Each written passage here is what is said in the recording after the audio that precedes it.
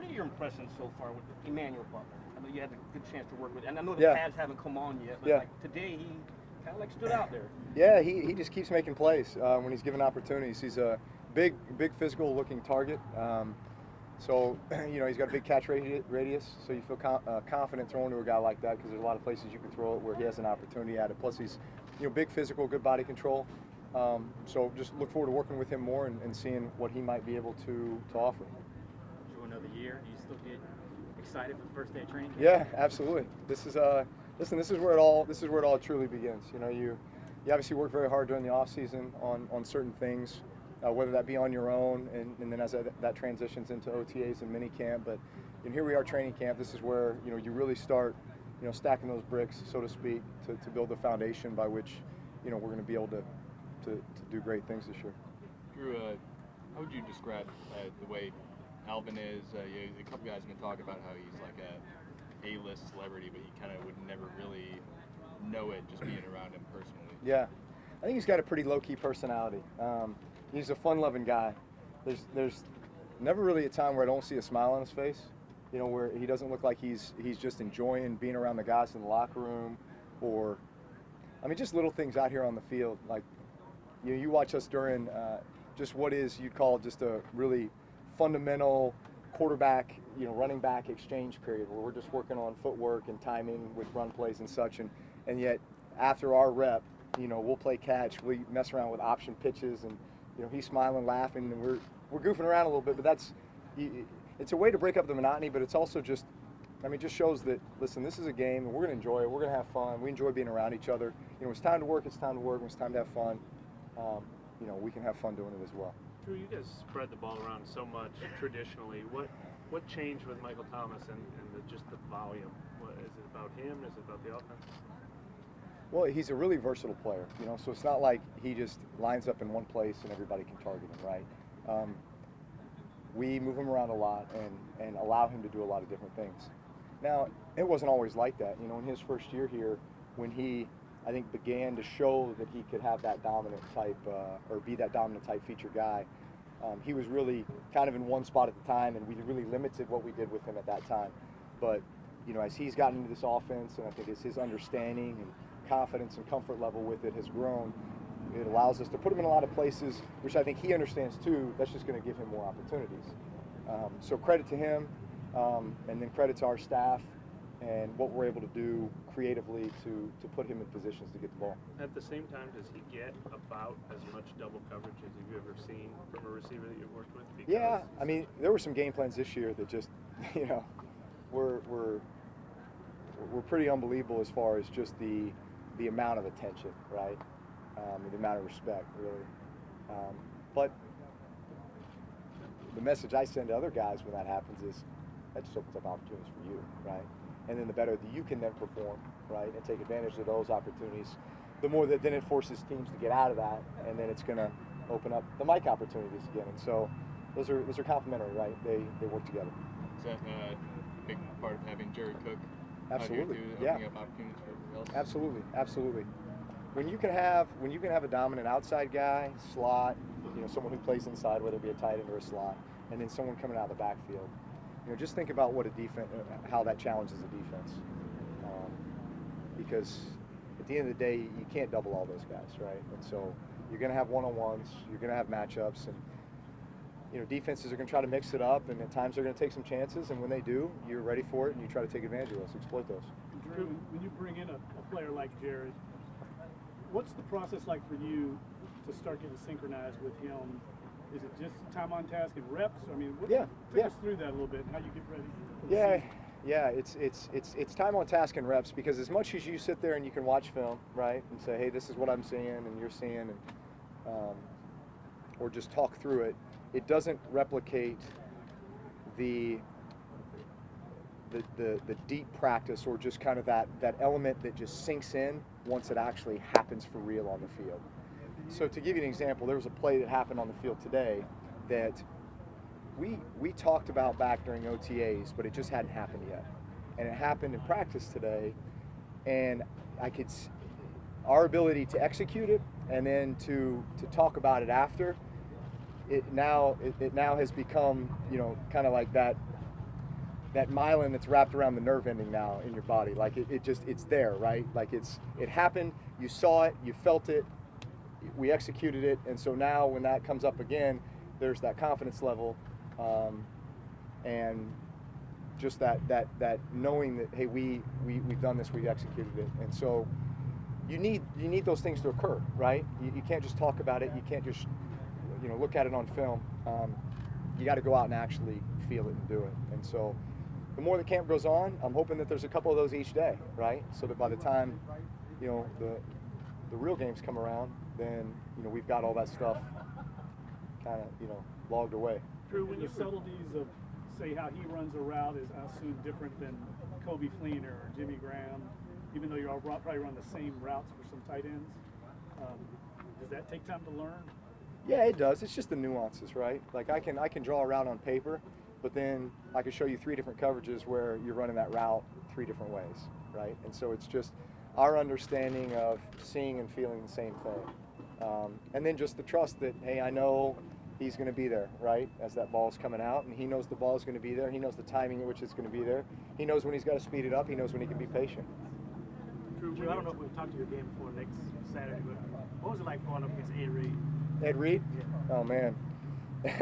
I mean, truly one of those guys that you had to know where he was. And he was in the middle of the field majority of the time, right? Because he was just such a ball hawk safety and had such great feeling instincts. And,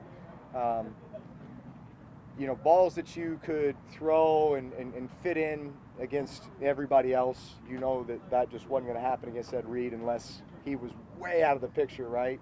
But I remember early on in my career watching film on him, and the ball would be snapped and the quarterback would maybe be just a couple steps into his drop, and Ed Reed would just go. He'd go somewhere, right?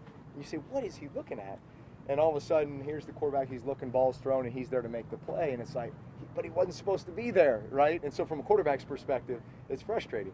Because you're like, at the snap, I looked forward, and he was there, and then I looked over here, and he wasn't supposed to be there, right?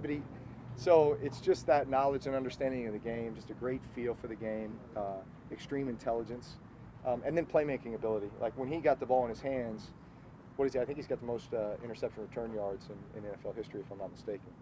So when he got it in his hands, he was dangerous. I mean, he was truly like a punt returner at that point. So one of the greatest safeties of all time. Drew, how much do you embrace coaching at this point in your career, given you've seen probably basically everything, and yeah, I mean, you may know things before even a coach, say, recognizes something. I mean, how do you still embrace that at this point in your career? Well, that's the fun part in a lot of ways, and that's what keeps you young.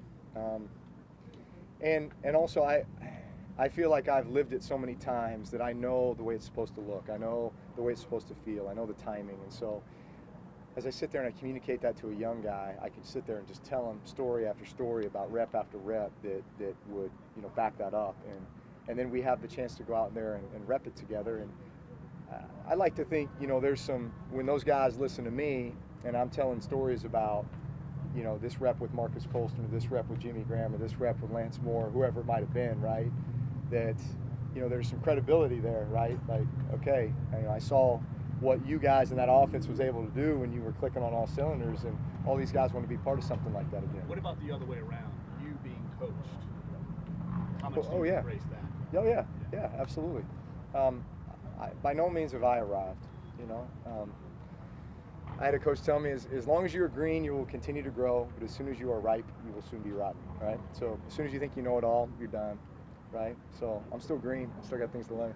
Drew, when you review the way last December, January, the production was really drastically different from the first 3 months of the season. What did you attribute it to? Could you put your finger on anything that changed for you in the passing offense, I guess?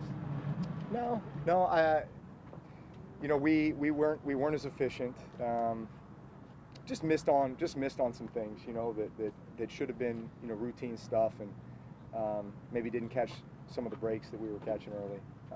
But no, nothing major. What about this offseason? Was there anything you particularly decided to focus on? I know you always want to figure out how you can stay fresh, especially as you go to year 19. But what was sort of the key for you this offseason? That's really what it is. It's just finding ways to stay young, feel young, recover, be as be as efficient. Just be as efficient as possible.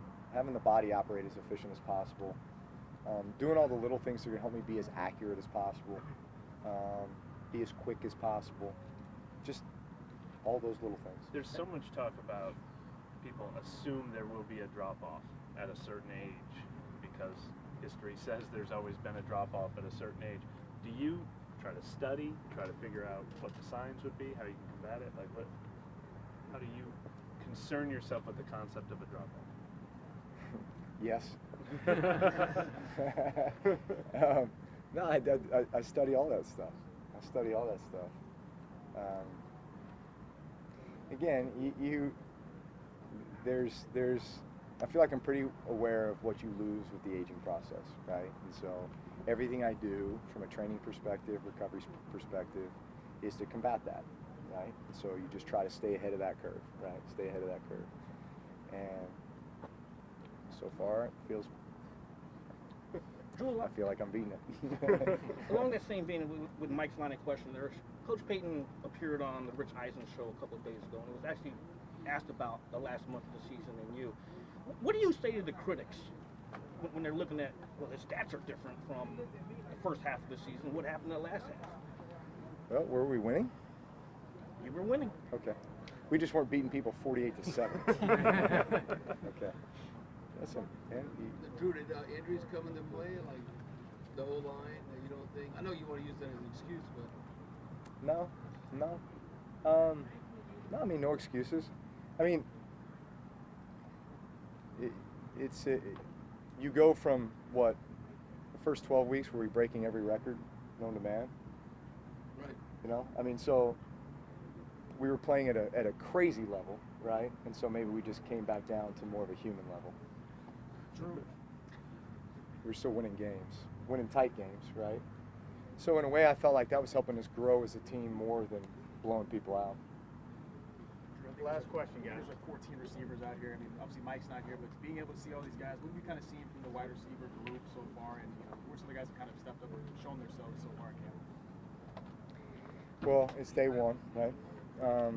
But I think actually with Mike not being here, it's given a lot of guys an opportunity, you know, to get a lot of reps, to see a lot of balls, and so I think we've got a lot of receiver positions that are kind of up for grabs, and some key positions, some key roles, you know, that are really going to help this football team, be vital for this football team.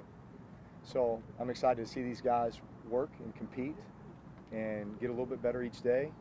You know, they're young and enthusiastic, and so that's the fun part for me and probably the big challenge for me coming into camp is seeing how all that's going to come together, you know, and who's going to fill those roles. And Drew, having a veteran like Rashard Matthews, yeah. I mean, he just got here, so in minicamp, it seems like, well, he's really picked up things quick. Yeah, you know, veteran guys, there's obviously a polish and a savvy. You know, they've been around, so they understand the game. And the systems they've been in, hey, you're doing some similar stuff, you just call it something different, right? And so then it just becomes a mental thing to memorize maybe the verbiage or the terminology. But we spent some time together in July as well, and so I